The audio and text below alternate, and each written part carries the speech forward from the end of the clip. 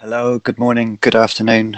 My name is Rory Fraser Mackenzie. I am ETC's market manager for Europe. I will be co-hosting the session with Declan today.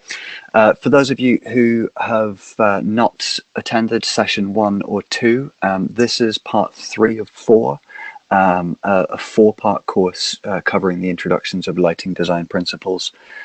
Parts 1 and 2 are being uploaded as we speak.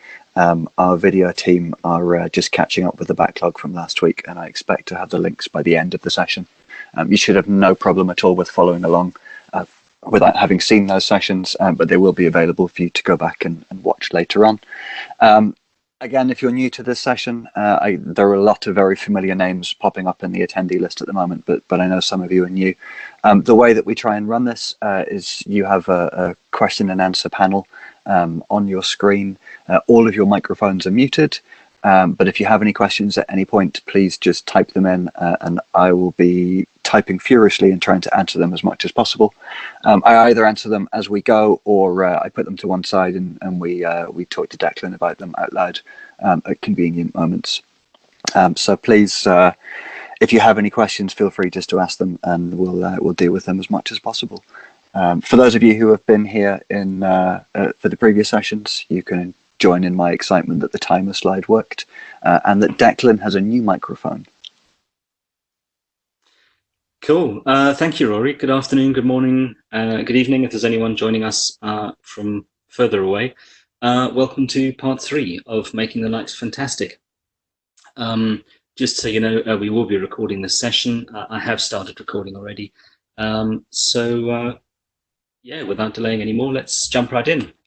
If you're new to this session, just a quick introduction. My name is Declan Randall, and I am the training program coordinator for ETC, and I look after the UK and the EU territories. Before joining ETC, I was a freelance lighting set and projection designer. So part 3, we're going to have a look at color. Part 1 and 2, we had a look at some of the objectives, controllable properties of light, different types of instruments and lighting angles in part 2. So part 3, I want to spend some time on color. And color, I'm really, really excited about this session. I love color. It's one of the things that I find most exciting about lighting. It just there's such power in color in terms of its ability to tell the story, in terms of its ability to convey emotion, to support the scene, to change the way things look on stage. It's a really powerful tool that we have at our fingertips, and it's arguably been made easier on one side with LED lighting coming to the fore as it has, but there's also an argument that LED has actually made it more difficult. We'll have a look at both of those options as we go through the session. So to jump right in, just going to spend a little bit of time on some color theory, and then we'll dig into the nitty-gritties of how you can choose color and make some important decisions for your show. So one of the things, I don't think it's possible to talk about color without actually having a look at Newton's experiment, the laws of diffraction, where he took white light and it was diffracted through a prism, and it basically split up into what we call the 7 colors of light. Of course, we know that within those 7 colors, there are millions of different colors that are actually all in there, but there are 7 very clearly definable colors within that spectrum. And those 7 colors have become the basis of what we use in terms of our color theory. And those colors are red, orange, yellow, green, blue, indigo, and violet. And they're sometimes abbreviated as Roy G. Biv. That's certainly how it was taught to me at school. From these 7 colors, we're actually able to make up our white light. We're able to make up any other combination of these colors to give us a whole range of colors. And it's the manipulation of these colors that it gives the lighting designer a unique tool to help shape the production and tell the story. So just digging into the science a little bit deeper. So light, visible light, forms part of the electromagnetic spectrum.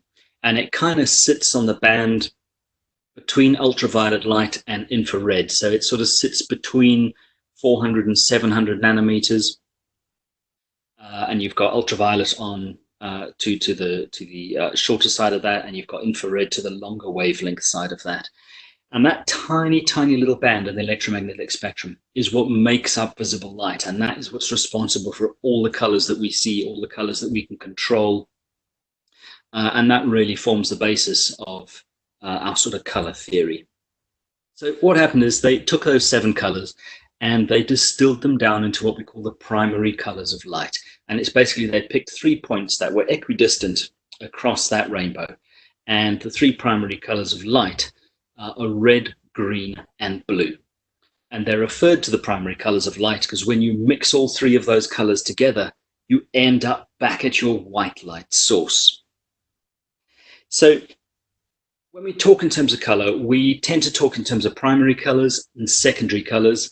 There are also tertiary colors, but we don't really sort of reference that all that much. So primary colors form the basis of everything that we do in light. It's red, green, and blue, and they are prevalent in our LED fixtures. They're prevalent in all our color monitors, our TV screens. Red, green, and blue form the basis of our primary colors of light.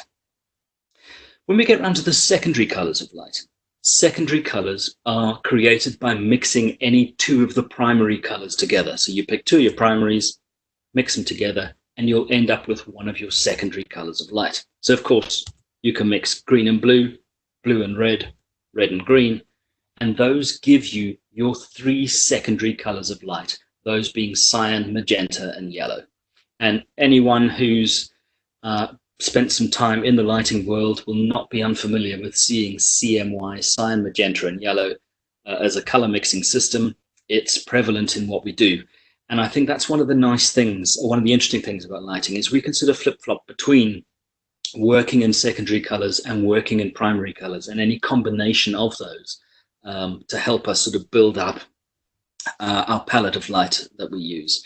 A tertiary color would be where you're taking a primary color and mixing it with a secondary color. So for instance, you could take red and mix that with yellow and you would end up with orange. And so the list sort of keeps expanding as we move along. But what I want to look at more, because I think it's slightly more relevant to what we do as lighting designers, is I want to spend a little bit of time having a look at the complementary colors of light. And complementary colors are colors which are opposite each other on the color wheel, that when you mix them together additively, you still get white light.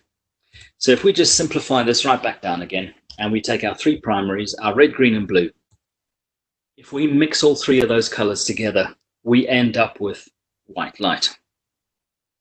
If we take any of our primary colors, mix them together, we end up with our secondary colors. Now, complementary colors are colors that are opposite each other on this color wheel. So for instance, red and cyan are complementary colors, as are blue and yellow, as are green and magenta. And the reason we call them complementary colors is because if you mix those 2 colors together, you'll get white light. If I mix red with cyan, I'll get white. The reason being cyan is actually made up of the green and the blue. So by mixing red and cyan, I'm actually mixing red, green, and blue. I have all 3 of my primaries again. So the result is white light. And this is kind of the basis of, certainly when I'm choosing colors for shows, this is kind of sort of where I start. I sort of think, what I'm doing is I'm always working towards a white light. We tend to, certainly for visibility, as we chatted in the previous 2 sessions, we talk about visibility as being one of the primary objectives of lighting design. And by visibility, I tend to mean the sort of light on the actors' faces rather than just the sort of illumination of the stage. And actually, just a little side note, when I talk about actors, it's a word I use synonymously with any performer, whether it's a dancer, a singer, a musician. If you tend to work in houses of worship, it could be your priest or your pastor. So I'm going to use the word actor synonymously, and I'll probably use the word play or production synonymously with any type of live event or performance. So if we have a look at how the colors actually working, why we're seeing the colors that we're seeing, so we can actually break this down. And if we start with a white light source, and by our white light source, I'm going to assume that the white light source is made up of red, green, and blue. We'll work with our 3 primaries for the moment. If I take that white light source and I shine it at a white object, whether that's a dress, a wall, a cyclorama, white light onto a white object, what happens is that object reflects all of that light back to us, so we see it as being white. If we take that same white light source, so same RGB white light source, and we shine that at a red object, similar thing is happening. All the light is traveling towards the red object, but the red object is absorbing all the green and the blue portions of that spectrum, and it is only reflecting the red light back to us, which is why we perceive that object as being red. Same again, if we have our white light source and we have a yellow object, white light heads towards the yellow object, what happens is that yellow object absorbs all the blue and it reflects the red and the green portions of the spectrum. And of course, red and green mix together to form yellow. So we perceive the object as being yellow. So that's assuming we have white light coming in and lighting an object, which is why white light is always good if you're trying to render colors accurately, because it's capable of reflecting all those colors. It's a full spectrum light source, so all the colors are available to be reflected back to us. But as soon as we change that up, if I have a green object and I have a red light source, if I shine red light at the green object, what's happening is that green absorbs all the red portions of the spectrum. And because there's nothing to reflect, there's no red in that, there's no red in the object, it's not able to reflect anything. So it reflects nothing. So the object appears to be black. And this is the thing that I find most fascinating on stage, is actually that ability to manipulate the way things appear to an audience. One of our objectives is revelation of form, and another is composition. And color contributes to these two objectives quite significantly in the way that we can shape things, in the way that we can perceive things. We can actually change the color of the leading lady's dress completely. And in fact, it's something to be aware of. You may not want to change the color of the leading lady's dress completely. So it's careful that you choose. It's important that you choose your colors carefully. But we'll have a look at that in a little bit. So here's another little graphic that just shows the same principle, but with a slightly fuller spectrum of light source. So we're not just in our RGB world now, we now have a slightly fuller spectrum. And again, full spectrum onto the red surface only reflects the red portions of the spectrum. For the green, it reflects the green, and it starts reflecting a little bit of the sort of lighter shades of green as well. The blue, it's reflecting the blue, a little bit, some of the violet, a little bit of the cyan gets reflected. The cyan is the green and the blue, the magenta is the blue and the red. And the yellow, of course, reflects the green and the red. And of course, any sort of yellow portions of the spectrum are reflected back to us as well. So I've been talking about mixing colors. I've said if you take your two primaries and you mix two of your primaries together, you get another color. So when we talk about color mixing, there are two types of color mixing that you're most likely to come across. And the first of those is additive color mixing. And the other type of color mixing that we see all the time is subtractive color mixing. So if we just take a look at each of these individually, additive color mixing happens when you have two or more separate sources, and each of those sources are in different colors and they're focused to the same area. And a great example of that, of course, is the classic example of a red, a green, and a blue all shining onto the same area. And you can see where the lights overlap, they mix additively to form a new color. So, of course, this is the extreme situation where we're using the primaries. But this principle doesn't only apply to primary colors. The principle of additive color mixing or subtractive color mixing applies no matter what color you're using, whether it's a very saturated color, whether it's a really pale tint. The principle of additive and subtractive mixing still apply. So we call it additive mixing because we're adding light. There's another light source and it's being turned on and focused into the same area. So we're adding light, which is where it's additive color mixing. Each new color that it creates is going to be less saturated than it was on its own. So if I have a blue and I add a green on top of that, the new color that it makes is less saturated than either the green or the blue. So basically what we're doing with additive color mixing is we're working towards white light. Additive color mixing is something that you're most likely to come across traditionally in your cyclorama lighting or your backcloth lighting. There would have been either a batten of floodlights, probably in a red, a green, a blue, and possibly an open white, possibly an amber, depending on the production. It's possible that there may have been any combination of colors in the floodlights. But lighting those backcloths and lighting the cycloramas, that's all an additive color mixing principle. Of course, additive color mixing, that is the foundation of LED lighting. All LED lighting is based around the concept of additive color mixing. And it's something to note, I've spoken about having sort of two or more separate sources. With an LED fixture, those separate sources still exist. They're just all housed inside the same fixture. So you are still dealing with additive color mixing. Even though it's just one fixture, you still have individual control over the red light, the green light, the blue light, and any other combination of LEDs that are in there, which is why it's still additive mixing. And of course, additive mixing happens everywhere. It's on your general cover. If I have a backlight coming in and I have a front light coming in from the other side, where they fall in the same area on the stage, those colors are mixing additively. And it's sort of something you need to keep in the back of your mind to make sure that the resulting mix of those two colors is not going to be something that you don't want to see. Normally with a backlight and a front light example, it's less of a problem because there's normally a sort of actor interfering with the light beam and you're only sort of lighting half of them, so the audience doesn't really perceive that mix, even though it is actually happening. So subtractive color mixing is kind of exactly the opposite. It's where you have two or more separate colors in front of a single light source. So for instance, if we have a fixture and we take two separate pieces of gel and we pop them in, that's subtractive color mixing. And it's exactly that. We're taking light away. Each time we add a new filter, we're actually reducing the amount of light. So each new color that we create now is more saturated than the previous color. So what we're actually doing is we're working towards black. And in fact, on a subtractive color mixing system, which uses the cyan, the magenta, and the yellow as the three color mixing colors, if you put all cyan, magenta, and yellow flags into the fixture, you actually kill the light completely.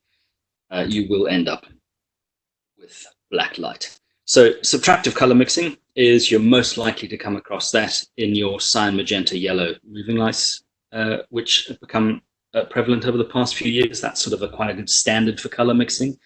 There was a while when LEDs first came out that manufacturers shifted and started having fixtures that had RGB color mixing systems in the moving lights. But actually they decided that they could keep the same number of emitters, and if all those emitters were white, they were getting a lot more light out of the front of the fixture. So they went back to a CMY color mixing system. So it's kind of taken an interesting journey that we've sort of moved forward to additive color mixing, and then some fixtures have, I won't say gone backwards, but they have reverted to the CMY color mixing system as it's a more efficient way of mixing color when you have a single light source. Subtractive color mixing occurs if you're making your own custom colors. If you get into a venue and they don't have any red gel, for instance, there's nothing to stop you from taking a magenta and taking a yellow, popping those two filters together into the same fixture and creating a color. If you want to create your own color, perhaps, maybe you want a particular shade of green or a particular sort of dirty brown kind of color, you can mix two filters together, and that's subtractive color mixing. And of course, subtractive color mixing is what the basis of the print and paint industry is. They all work in CMY colors. So if we just compare the two little color mixing systems side by side, on the left we have our additive color mixing. You can see we're working towards white light. And on the left we have our subtractive color mixing system, and we're working towards black.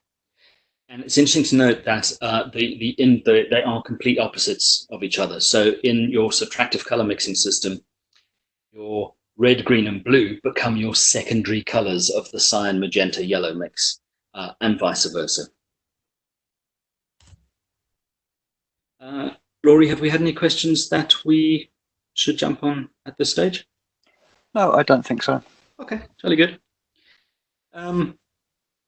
So that's kind of sort of it for the sort of color theory thing. So now we can sort of start looking at how filters work and how we can go about choosing colors for our shows. So there are different kinds of filters that you're likely to come across. Obviously, the most conventional type of filter is what we've known for ages, and that's your Lee, your GAM, your Roscoe, your Apollo, all our sort of filter manufacturers who've been out there for years and years and years. And the way these filters work is they work by absorbing the portions of the light spectrum that's not desired. So those are our gels, your polycarbonates, tinted glass. They all work in the same way. In that, if you have your white light, and again, for simplicity's sake, we'll assume white light is made up of red, green, and blue. If you shine that through a red filter, that red filter absorbs the green and the blue portions of the spectrum and only transmits the red. And that's one of the reasons why filters fade and filters burn out, is because they're absorbing all this extra energy. And of course, energy that's converted into heat. So that's what causes the filters to fade. The other kind of filter that you're most likely to come across is going to be a dichroic filter. And this is a glass filter, and it's the filter that you're most likely to come across inside moving lights. And it works in the opposite way. So instead of absorbing the bits of the light spectrum that you don't need, it actually reflects the portions of the light spectrum that are not desired. So it's not absorbing all that extra energy, which is why they're able to make it out of glass. So what happens, take our white light and let's assume a red piece of dichroic, it will transmit the red light, and it takes the green and the blue portions and it actually reflects them. And if you ever hold up a piece of dichroic, you can actually see that happening. If you look through the dichroic, you see one color, but then the color that's reflected back onto you is the complementary color for that filter. So here's just a little graphic. You can kind of see the sort of two colors happening on either side of these little bits of dichroic. So when it comes to choosing colors for your show, there are a number of ways that you can start. I tend to always start with the swatch book, and it doesn't matter which manufacturer you choose. Any of the lighting filter manufacturers will have swatch books, and within that swatch book, you will find these little transmission curves, these little graphs, and they show you what's going on with that filter. So if you have a look along the bottom, it's talking about wavelength in nanometers. And if you remember back to the electromagnetic spectrum, it's blue on the left and red on the right-hand side. So if I have a look at this, I can see towards the blue end of the spectrum, it's quite a high transmission. It dips down a little bit to the sort of yellows, oranges, and there's a little bit of peak in the red area. If I come across to a really, really saturated blue, you can see a little bit of blue comes through. It's not a very efficient filter at all. And there's a little bit of the sort of red that it lets through on the other side of that spectrum. And if I pick something like a wheat, which is a straw, you can see it's kind of the opposite of what's happening on the mist blue. You've got not a lot of blue coming through, but it's letting through a lot of the greens, the yellows, the oranges, the reds. So when it comes to choosing colors, I tend to choose colors that I know are going to help what's on stage. If I have a look at the costumes and I have a look at the set design, and there's a lot of blue on stage, there's a lot of cool tints on stage, my instinct is going to be to tend towards colors that promote that allow a lot of blue to pass through. And I will tend to shy away from colors that don't transmit a lot of blue. Because if you think back to our examples where we were looking at how color reflects off an object, if I shine blue light at a blue object, it's going to reflect all that light back to me. So I'm going to get maximum bang for buck. So I want to make sure that I choose colors that are supporting the colors that are on stage. So if we just flip these little graphs and we can turn them into color, it gives us a slightly better idea of what's actually happening in those filters. And if you have a look at something like the Tokyo blue in the middle, you can see it's a really, really saturated color. It's only letting through a little bit of blue, and for about sort of 30% of the light is all that's sort of that blue spectrum that's coming out. So there's not a lot of light. In fact, I think Tokyo blue actually only has a transmission curve of about 1.5%. So if you think of a tungsten light source, which is only about 30% efficient to begin with, so 70% of the energy in your tungsten light is given off as heat, 30% is your light, Now you're only losing that color. You're only allowing 1% of 30% of the light to actually come out. So you need a lot more of this color to actually make an impact. So that's something else to bear in mind when I'm choosing color, is I look at my rig. How big is my rig? How many fixtures do I have? And what kind of fixtures are they? How bright are they? Are they bright enough to support such a dark color? If not, I may need to just choose colors that tend to the slightly less saturated end of the spectrum, so that I can guarantee that I get enough light on stage. So if we just come back to our mist blue and our wheat example. So if I look at these two little curves, if you remember back when we spoke, we were looking at lighting angles. One of the lighting angles we looked at was the front 45 degrees. I'm thinking of front light now. And we said what we'd ideally do is we'd have two fixtures offset by 45 degrees. So elevated by 45 degrees out to either side. And then you would tend to take one and you would put them in one in a cool tint and one in a warm tint, because it gives you a little bit of sculpting, a little bit more shape on the face. So you're meeting your visibility objective as well as your revelation of form. So if I look at these two graphs, if I actually overlay them, you can see on the mist blue, there's a bit of a dip in the yellow section, and on the wheat, there's a bit of a dip in the blue section. But as soon as I smush those two graphs together, you can see that we get a fairly consistent light output across the spectrum. So if I take these two colors, basically what I've done is I've taken a blue and I've taken a yellow, very pale shades of each, but a blue and a yellow. And if you think back to our complementary colors, blue and yellow are complementary colors. So if I mix these two colors together, I'm going to get white light. So I've taken two tints that I can use to help tell my story, that I can use to help suggest time of day, angle of light, but I've mixed them together and I'm creating a white light. So I'm creating a natural environment by picking colors that are complementary. The same example would be true if I had chosen a pale green and a pale magenta, for instance. I would get the same result. It might look a little bit unnatural, but perhaps that's the world that you're creating. Maybe you're doing something in a sort of post-apocalyptic landscape, and you want a sort of light quality that's sort of slightly unnatural. You might want to steer off in that direction. So when I'm choosing my front light colors, certainly, I always tend to look for colors that are complementary. So pair my blues and my yellows together, pair my reds and my cyans, and pair my greens and magentas together, because I'm guaranteed of ending up with a white light when they're mixed on stage. So when it comes down to choosing colors for the shows, there are a couple of ways you can do it. We'll get into the things to consider. If you have your filter swatch book, one of the easiest things to do, if you're not sure if a color is going to work, find the swatch, the color you want, and actually just look through it and have a look at the costumes, have a look at the set model box, or if the set happens to be on stage already, just have a look and see, and you will know straight away if that color is going to help you, because it's either going to kill colors or it's going to really make them come alive. The only little caveat of that is just be aware of what the ambient light is when you're actually doing that. Some people like to use a torch, and they'll sort of shine a torch through the swatch book and light the model box, or shine the torch onto the costume swatches. Again, absolutely fine. Just be careful of what source is in that torch. If you're using an LED torch, for instance, and it's a very cool white source, but when you get into the theater, you're going to be using tungsten light, you're going to end up with a completely different result. And we'll spend a little bit of time on that in a second. But try and match your light source as closely as possible when you're looking through your filter swatches. So yeah, you've read the script, you've got an idea of sort of where things are going, you know more or less the kind of mood you want. There's a couple of other things that you can think about when it comes to choosing color for the show. And one of those is simply, what fixtures are you using? How powerful are they? How far away are they from the stage? Are they LED? Are they tungsten? Are they discharge sources? All of those factors roll into the mix, and it's something to think about when you're choosing fixtures.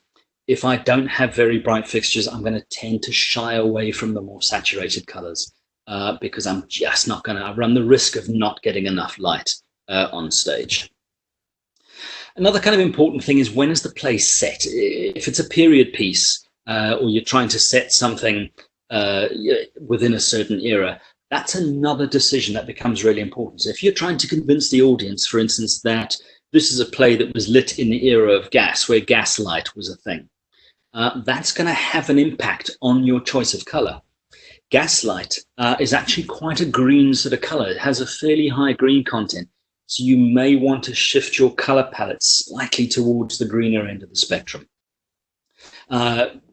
Likewise, if you're lighting something and suggesting that candles are your primary light source, that's going to have an impact on something because your colors are going to tend to the warmer end of the spectrum.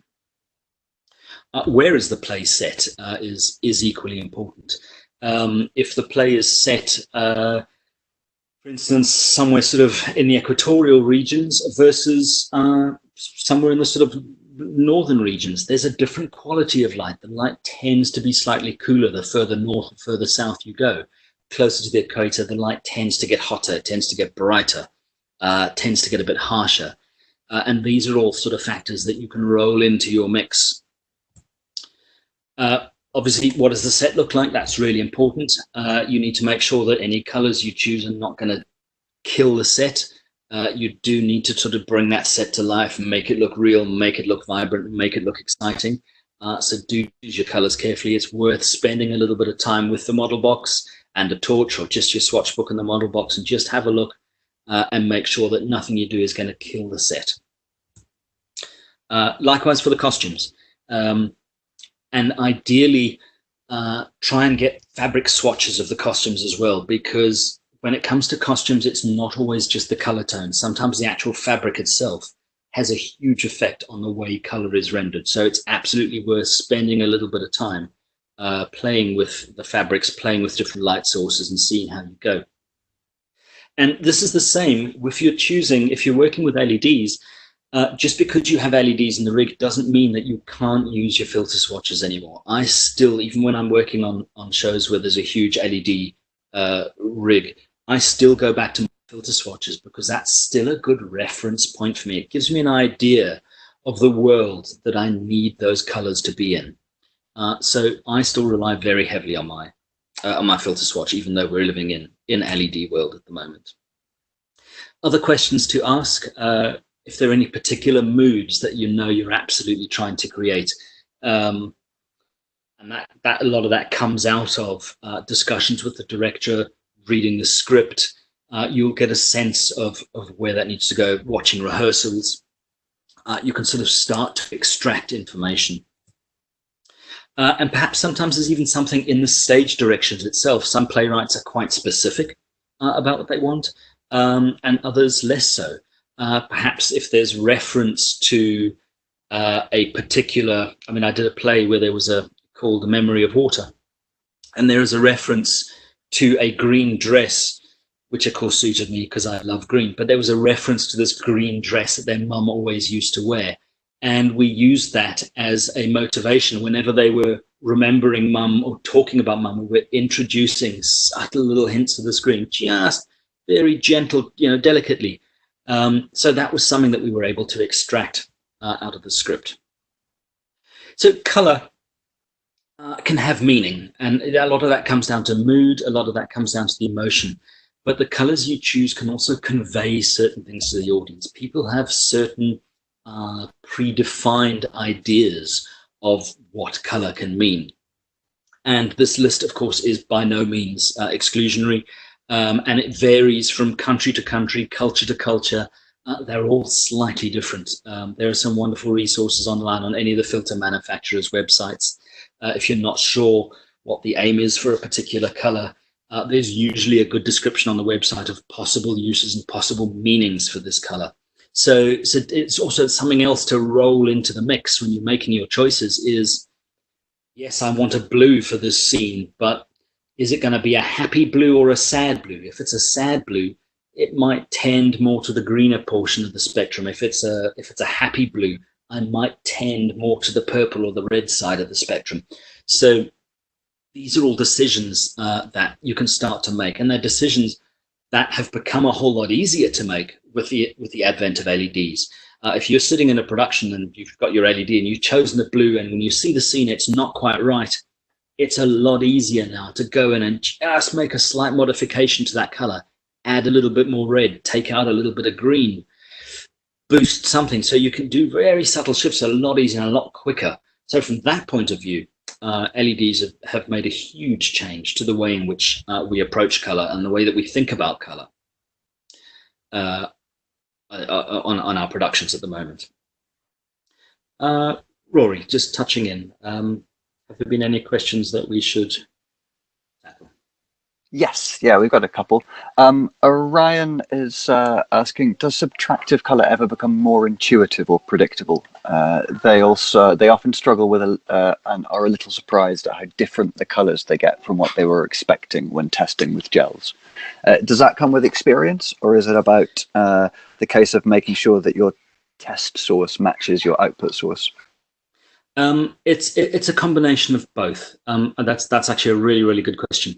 The problem with light sources is the problem with the different kind of filters. They all work slightly differently. So a tungsten lamp with a filter behaves slightly differently to an LED source matching that color, and that'll behave slightly differently to a discharge moving light using CMY colors.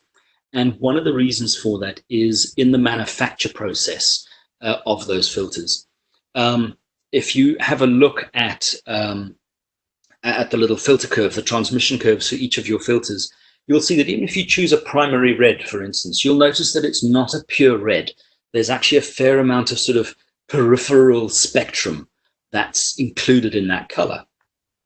On something like a dichroic or an LED, those colors are actually quite finely tuned, and they're actually quite specific frequencies.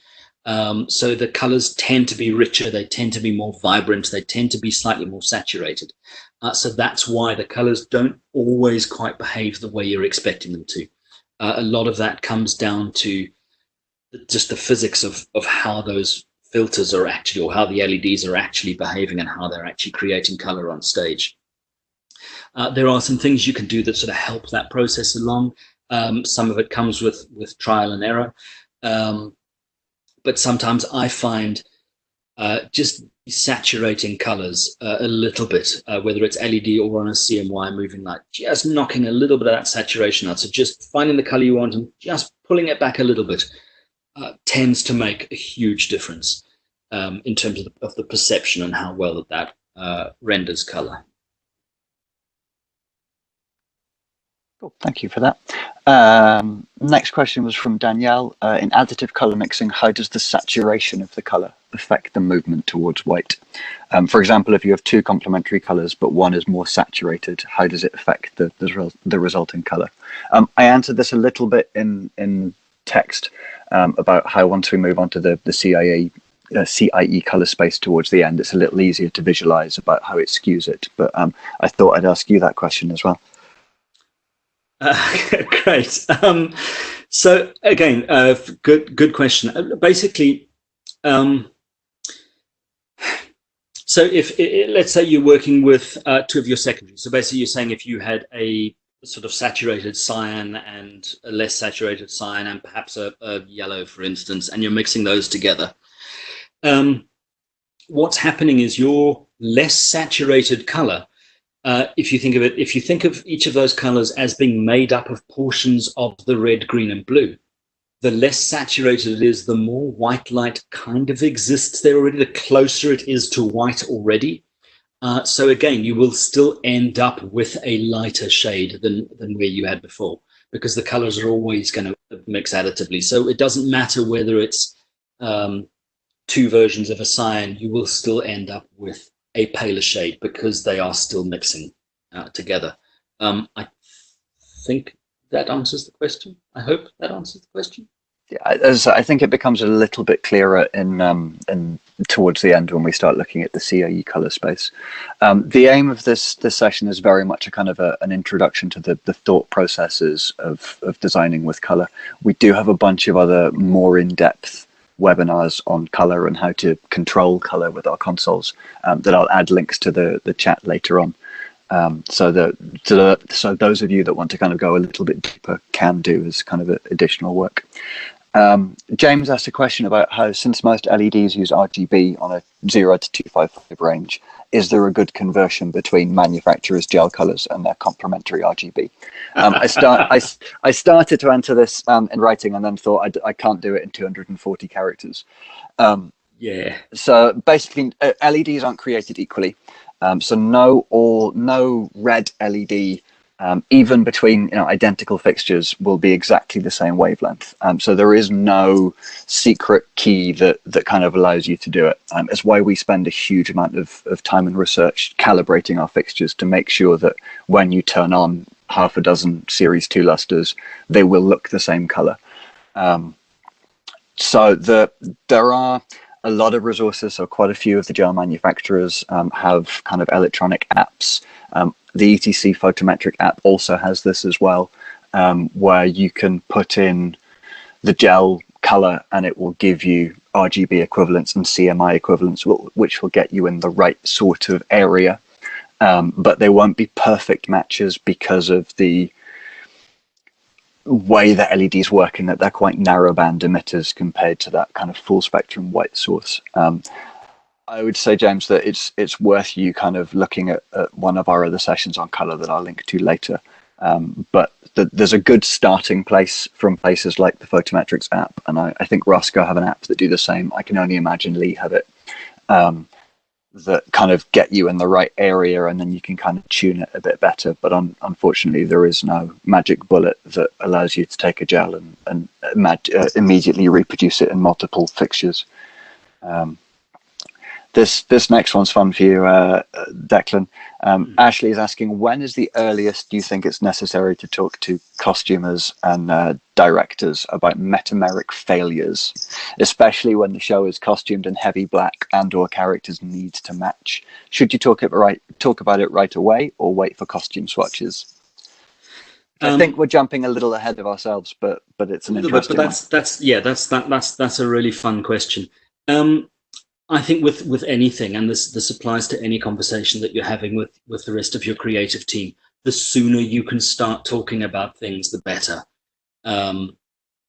It's the earlier in the process that you can have the conversation, the better the chance is that you can give people a heads up and they can do everything that's possible to try and minimize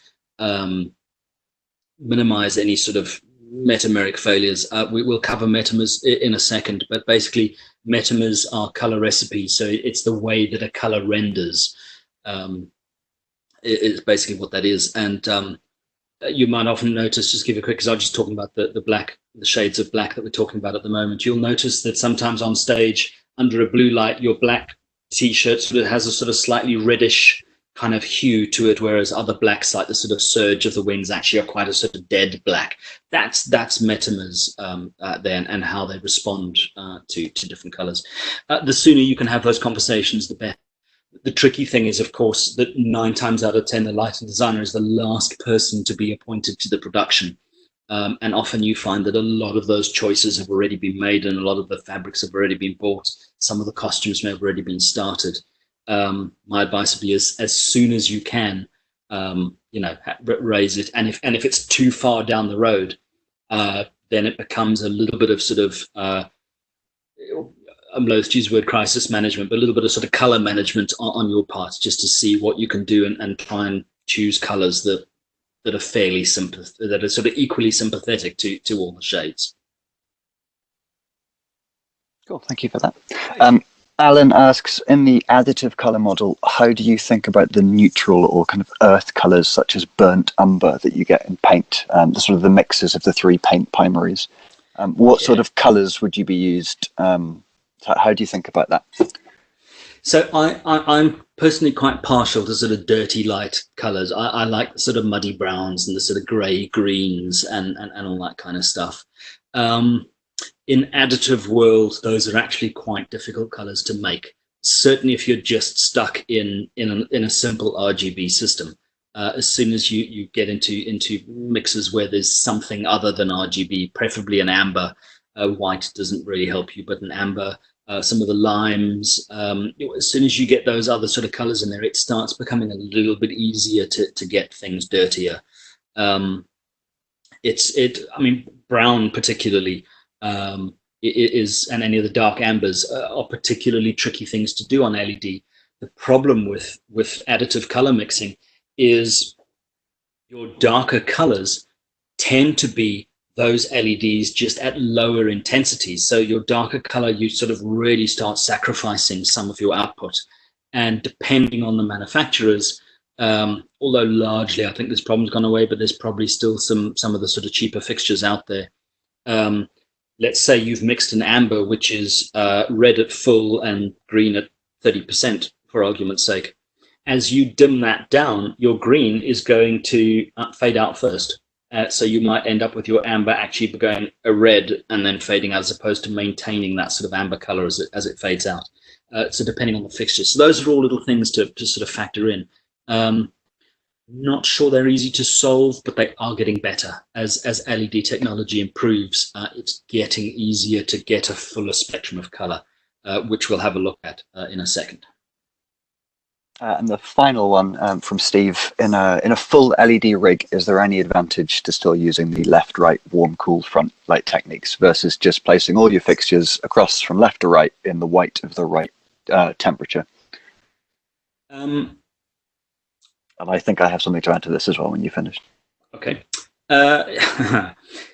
I guess a lot of the answer to that would be it depends on what it is you're lighting and what story you're trying to tell. I would probably still maintain the double 45-degree angle coming in, because it gives you some good shadows, it gives you some molding. And then, of course, it's up to you as to how you want to manage those colors. My instinct probably still would be to shift colors slightly, just because it helps to suggest, direction of sunshine. There's other ways you can introduce mood and things like that. It comes down to personal preference and to what it is that you're lighting and the story that you're telling. I think one of the rules for me about lighting is that there aren't any rules, and that it's your response should be what's right for the production. There's no real sort of you should do this solution, unfortunately, or fortunately, perhaps, depending which way you want to look at it. I think also the kind of the warm-cool split across the front really helps with shaping. It gives your brain the ability to kind of see that three-dimensional shape a whole lot better. And the bit that I wanted to add, and I apologize now because I'm about to ruin every action film ever to all of you watching, is that the movies, particularly action films, hugely favor straw and blue. In an action film, the scene will either be lit with straw as the front light and blue as the back light, or vice versa. And now that I've said that, I've probably ruined every film for you, as you'll start noticing that literally they have two colors. They might change the saturation of them, but that is what you will see in a whole lot of films, because it helps kind of gives that shape and kind of define characters as well as setting mood. I think that we've had one more question come in, but we'll pick that one up at the end if that's all right, Emma. Absolutely. Great. So the next thing to think about when you're choosing colors is something called color perception. And that is the way that you perceive color. Nobody sees the same color in exactly the same way. We're all slightly different. We all perceive things slightly differently. My favorite blue might be your absolute least favorite blue, etc., etc. But something else to bear in mind is how colors appear when you see them against another color. I'm sure you've all seen that great example online. I should have actually had the image in here. Whether it was a gold and white striped dress or a blue and something striped dress. I forget what the experiment was. That's the question. Yeah. Okay. So it's all about that. It's all about that color perception. So something like a lavender, for instance, and you can see looking at this graph, a lavender's got a fair amount of blue and a fair amount of red, but nothing in that little sort of yellow-green trough. And the advantage of using something like a lavender is if I put the lavender against a cooler tone, it appears to be my warmer color. And if I put it with a warmer tone, it appears to be my cooler color. So it's a great way to sort of double up on things. So if I'm running short of fixtures on a show, and I can't sort of decide which fixtures need to be warm, which fixtures need to be cool, some of them I'll pepper in a lavender, and I know that will get me out of a jam, because it'll double up as either a warm or a cool, depending on what it's sort of played up against. I touched on If you were using your swatch book to look at a light source and you had a sort of very white LED versus tungsten light source, what that is that refers to color temperature. And color temperature is basically how white a light source is. And what they did is they took a black body radiator, big chunk of carbon, and they heated it up. And of course, as things get hot, they start to change color. And what they did is they measured its physical temperature as it was changing color, and that became the color temperature. So as it started to warm up, it was sort of glowing red, and that sort of sits in the sort of 1,000-degree range, and so on and so on. Of course, what happens is it gets to a point where carbon physically can't burn anymore, and it actually sort of burns itself out. So a lot of this, anything sort of above probably 4,000 degrees up is probably a sort of mathematical formula that extrapolates these numbers. But that's how we arrive at the color temperature scale. It's measured in degrees Kelvin. And if you think of our light sources, domestic sort of tungsten lamps, they tend to sit around the 2,700 Kelvin mark. Theatre tungsten lamps tend to be around the 2,900. Tungsten halogens tend to be around 3,200. Some of them go up to 3,400, 3,500. Natural daylight we think of as being anywhere between 5,000 and 6,000 degrees Kelvin. And moving lights tend to sit in that sort of range. They tend to be somewhere between the 5,000 and 6,000 Kelvin. And we refer to that as being our sort of daylight source. And the reason this is important is because each of these sources will render color slightly differently. The whiter a light source is, the more blue it has in it. And the warmer the light source is, the more sort of orange it has in it. And this has an impact on the choice of filter that you're going to use.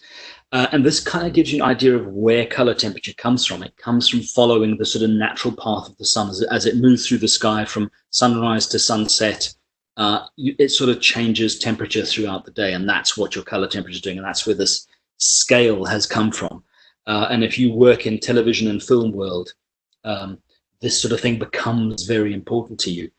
You'll notice on some of the television game shows and stuff these days, some people tend to look quite orange on camera. And while I think some of that is probably some unfortunate experiences with self-tan, a lot of it is also the color temperature. So that they've had to pick whether they want the lighting effects to look at. If they've balanced the cameras to daylight, people lit with tungsten are going to appear slightly orange, or vice versa. So here's another little graphic that just kind of sort of puts that, lays it all out for you. And if you have a look at daylight, we consider daylight to be a full spectrum source. And there you can see that little graph. If you look at our wavelength, it's got all the colors in there, but there's definitely a peak in the blue. So it's definitely tending more to the blue end of the spectrum. If I have a look at a halogen source, it also has all the colors in the spectrum, but there's quite a big fall off towards the blue end. So it's definitely favoring the warmer end of the spectrum. So if I take my blue gel and I pop it in front of a daylight source, I've got my bright white LED torch and I take my blue gel and I put it in front of that, it's going to look fantastic because there's a lot of blue in that light source to begin with. So it looks great. If I take the same blue and I put it in front of my tungsten source, it doesn't look to be the same because there's not that much blue in that source to begin with. And the same is true for reds. That's why moving lights, discharge moving lights, are particularly bad at giving you good reds, because there's not a lot of red light inherent in the actual light source itself. Another little factor just to bear in mind, and I use this to my advantage, and it's something that's changed again with LEDs coming in, is something called amber drift or redshift. And basically what that means is as you dim a tungsten lamp, it gets warmer. And of course, this has an impact on the color. So with LEDs, one of the big advantages with LEDs is that as you dim them, they don't get warmer. They actually maintain their color. And that has pros and that has cons. So it depends on what behavior you're expecting as to whether or not that benefits you. Our Series 2 lusters have a feature called redshift that you can turn on, which the fixture will automatically make itself warmer as you're dimming it down. So if you need to emulate that tungsten color shift, you can do it directly on the fixture itself, or of course you can do it on the console end. So this is just important to remember when you're choosing your colors. Have a look at that little graph, have a look at that spectrum, and just see what's going to happen to that color when it dims down. You might have a really lovely romantic nighttime scene, and you've got your blues, but they're blues that tend towards the greener end of the spectrum. As you dim that light source down, it's going to get warmer, and your blues are actually going to shift to the green. So your lovely romantic nighttime is probably going to end up with sort of Revenge of the Swamp Monsters on that sort of last little bit of a fade out. So it's definitely something to have a look at. When you're picking colors, think about the moment where you're going to use them, but also consider the intensities that that light source might be at through the show. So let's spend a little bit of time looking at color and LEDs. Now, LEDs, as already mentioned, your red, green, blues, your primary sort of color LEDs are what we call narrow band emitters. They're designed specifically to emit light at a very, very specific frequency. So if I have a look at a sort of primary red, primary green, primary blue filter, you can see that even though they're primaries, there's a fair amount of color outside of that portion of the spectrum that it's also transmitting. Whereas if I have a look at the little frequency band of the LED itself, it's a much, much narrower portion of that spectrum. So if we again have a look at sunlight, which is our sort of natural daylight, you can see that slight peak in the blue. And if we have a look at our incandescent lamp, again, same thing, it tends to the warmer, but it's a full spectrum source. And if we now have a look at that same curve with just our red, our green, and our blue LEDs, you can see there's huge portions of that light spectrum that are just not there. They're just not available. And this is why LEDs, to get back to one of the earlier questions, tend to render colors less accurately, because there's this huge amount of the spectrum that's just not there, that's just not available. So what they've started doing, they've started manufacturing what we call broadband LEDs, or sort of a wideband LED, which is basically a blue LED that gets a phosphor coating. So there's no such thing as a white LED. A white LED is actually a blue LED source with a phosphor coating, and that's what gives off the light. You can see on this little graph here, you're getting a full spectrum, but there's definitely a huge peak on that blue end of the spectrum.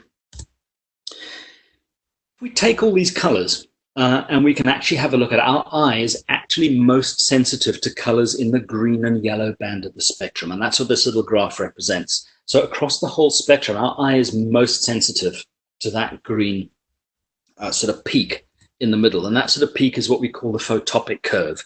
And that's just a slightly better graphic. So if I take a look at our 3 RGB LEDs, there's our red, our green, and our blue. You can see that if I lay that on top of the photopic curve, you can see that huge chunk of spectrum that's just not there. It's just not visible. That's why some things don't quite render accurately. So with all the technology and the improvement in LEDs, of course, we've added extra color emitters in. We've added cyans, we've added ambers, we've added whites. And of course, one of the big additions most recently was the lime. And then again, we've added another color in, which is the deep red. And you can see down here in the bottom corner, there's a little bit of that red that's not being filled in. The deep red emitter that we released recently with our television panels has now filled that gap too. So if we have a look at our series 2, where we added in that lime emitter, you can see you're getting a much, much fuller color spectrum. And if I overlay that on the photopic curve, there you can see you actually now have the full color spectrum. Again, it drops off a little bit in saturation on the extremes on the blues and the reds, but at least you're having a much, much sort of fuller spectrum available to you. So now your colors, when you start to recall filter palettes, color palettes from the console, filter references, they tend to look slightly more accurate because you have a fuller spectrum of light that's actually creating those colors. One of the last little things I want to have a look at before we open up to some questions again are metamers, and we chatted briefly about these. And basically, metamers are color recipes. It's how the color is made up. So if I have a look at my little CIE colored space, if I have a blue LED and I have a red LED, I can mix any color between the blue and the red, but in one direction only. That's all I can. I can get anywhere between those 2 points, but only in that sort of linear plane. If I turn this around and I make it a red, green, blue system, in our RGB system, I can mix any color that sits between those 3 points, but again, in one direction only. But as soon as I add in one extra color, if I add that amber emitter in there, now I've opened up the number of possible ways that I can mix colors, and each one of these new ways is a metamer. So if we think of our white light source, I can get to white light by mixing red, green, blue. I can get to white light by mixing blue and amber. I can now also get to white light by mixing red, green, blue, and amber together. So I have all these different combinations, and each one of these combinations is going to cause the object, the thing, the person, the actor, the costume, the set, whatever it is I'm lighting, to render slightly differently. And this is an unbelievably powerful tool in the hands of a light designer. If you're sitting in a tech session and the costumes come on and they're just not quite pinging the way you wanted them to, there's just something there that's missing. Now you can go in here and with all this control of the individual colors, you can just tweak an individual little color. You can maintain the feel that you have on stage, but you can adjust this metamer, you can adjust the recipe, the way you're mixing up that color, and you can probably bring that color, bring that costume back to life. So as you can imagine, with something like our series 2, which is 7 colors, all the different number of color combinations that you could have to actually mix these colors. And I know Rory mentioned it, and I believe there's some links coming up. There are some great other, if you're interested in metamer control, there's some brilliant online videos that exist that we've created talking specifically about metamer and about the way you control color on the console. That's absolutely worth having a look at. So that's kind of brought us to the end of our session on color. Rory, I'm sure you've got some, hopefully you've got some questions lined up for us. I have a couple more questions. I will just say if people are having to drop off the call, this session is kind of supported by these the series of educational posters that are linked to there. I will dump a lot of links into the chat window in case you do need to kind of run away. Otherwise, all of these sessions will end up on our YouTube channel. Session 1 and Session 2 has already appeared on YouTube during the course of this session. But yeah, we will now have a look at what some of those questions that have come in. So yeah, Emma says that she works in theatre, rock and roll and dance, and has found that she tends to lean towards certain palettes and colour combinations. Do you have any advice on how to expand or switch up your colour choices?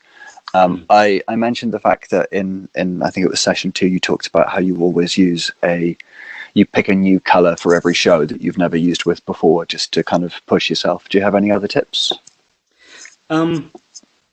That's obviously always a good one. I always throw in that wild card. I think it's something that as a designer, I like to sort of challenge myself. We've all got our favorite colors that we like to use.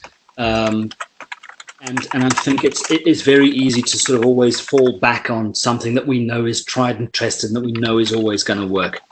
And particularly these days where your moving lights and LEDs are all capable of changing color.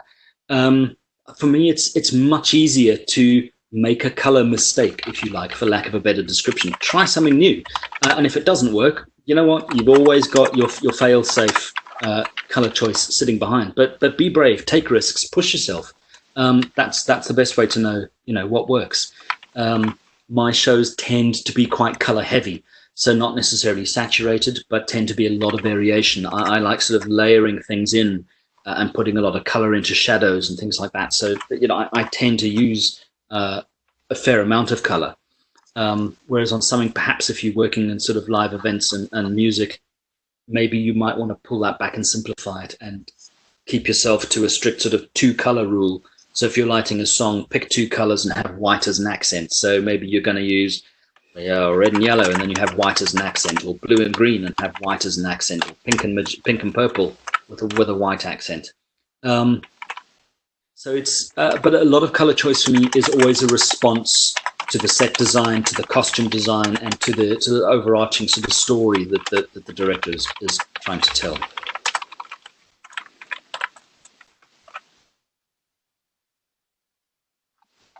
Have you got another one, Rory? This one is very EOS related. So Michael has a load of Celador Classic Vivids, that's lighting his cyc.